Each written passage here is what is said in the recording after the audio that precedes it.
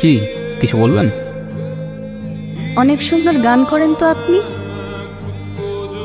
শুক্রিয়া। আর কিছু? আমি না ঘোড়ায় পেঁচায় কথা বলতে পারি না। আচ্ছা, তারপর? আমার না আপনাকে ভাল লাগছে। তো কি করতে হবে এখন? আপনি আমার রূপকথার রাজপুত্র হবেন।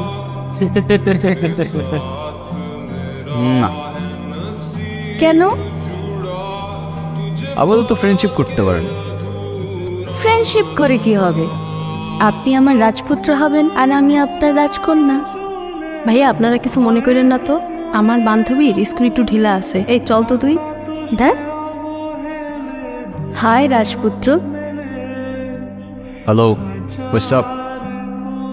এই তো, আপনার কি অবস্থা? এই তো আলহামদুলিল্লাহ। আপনার নামটা যেন কি? ভুলে গেছি। আমি মেবি আপনাকে আমার নাম কখনো বলিই নাই। উপস, মাই ব্যাড। যাই হোক, আমি রোহান। আপনি? আমি তারা। তারা? কোথাও যাচ্ছেন নাকি? হ্যাঁ, যাচ্ছিলাম একটু ওই গিটারের স্ট্রিং কিনতে। আরেকদিন কিনেন। চলেন না একটা লং ওয়াকে যাই নেচারের মধ্যে। মানে কি? কেন? চলেন না। আচ্ছা, আরেকদিন যাবো না।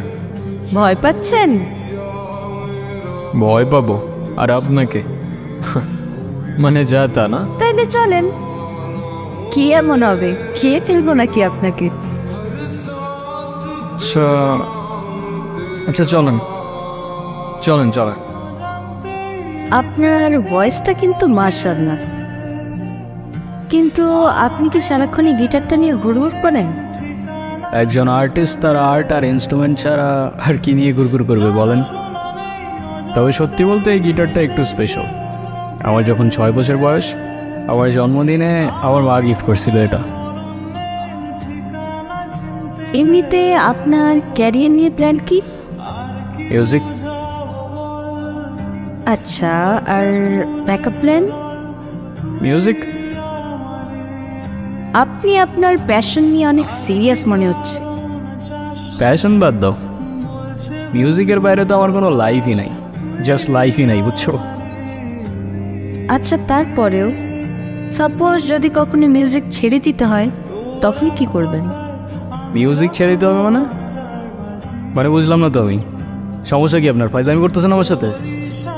আরে সরি সরি, আমি তো মজা করছিলাম জাস্ট। মিউজিক এটা কোনো জোক না যে মজা করবেন। আচ্ছা সরি তো, আচ্ছা কান ধরছি, যান, সরি।